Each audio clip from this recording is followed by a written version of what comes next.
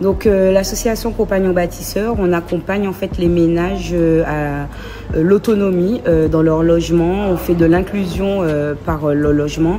Donc ça passe par un dispositif qui est notre cœur d'action, c'est l'ARA, auto-réhabilitation accompagnée. Donc nous mettons le ménage vraiment au cœur de sa réhabilitation. On reprend un peu le principe du coup de main qu'on connaît bien de l'époque en mobilisant le foyer, l'entourage familial, le voisinage et aussi des bénévoles pour les ménages les plus isolés.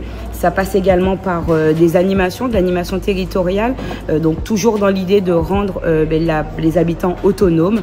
Donc là, on est sur de la fabrication de savon qu'on peut refaire facilement à la maison à faible coût. Ça peut aussi passer par des ateliers, fabrication de petits bancs, fabrication de mobilier de jardin, d'objets de décoration en bois. On travaille beaucoup la palette qui coûte pas grand-chose, voire rien quand on la récupère derrière les magasins. Voilà, toujours dans l'idée de rendre le ménage autonome. On propose aussi par la suite du prêt d'outillage gratuit. Là, on part d'une base donc à bout de des petits bondillons de savon pur à l'huile végétale qu'on mélange avec un hydratant. Donc ça peut être de l'eau ou du lait végétal en fonction, ou du lait animal en fonction des goûts de chacun.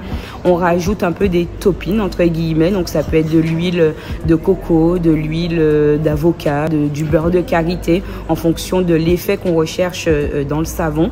On peut mettre du colorant, ça peut être du colorant naturel comme là on utilise du curcuma, ça peut être des fleurs d'atumo qu'on fait infuser dans de l'eau, des fleurs de clitoria pour colorer notre savon.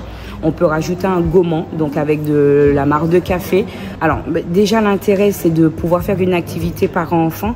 C'est quelque chose, c'est vrai que souvent les enfants sont en activité périscolaire, loin de la famille. Donc là c'est vraiment un moment de recréer du lien entre les familles et puis aussi que les enfants fassent par eux-mêmes, qu'ils puissent aussi se rendre compte qu'on ne peut pas que acheter et qu'on peut faire par soi. Et donc, c'est vraiment rentrer déjà dans une démarche de développement durable dès le plus jeune âge et parler d'économie de façon ludique. Rudy Saint-Marc, coordonnateur enfant-jeunesse du service enfant-jeunesse de la ville de Lamentin. Donc, on est là ce matin à la salle des fêtes pour un atelier de main en main, le premier atelier de l'année 2025 qui porte sur la confection de savon en partenariat avec les Compagnons Bâtisseurs. L'objectif, c'est vraiment de promouvoir la parentalité et de proposer en fait aux familles de passer du temps de qualité avec leurs enfants.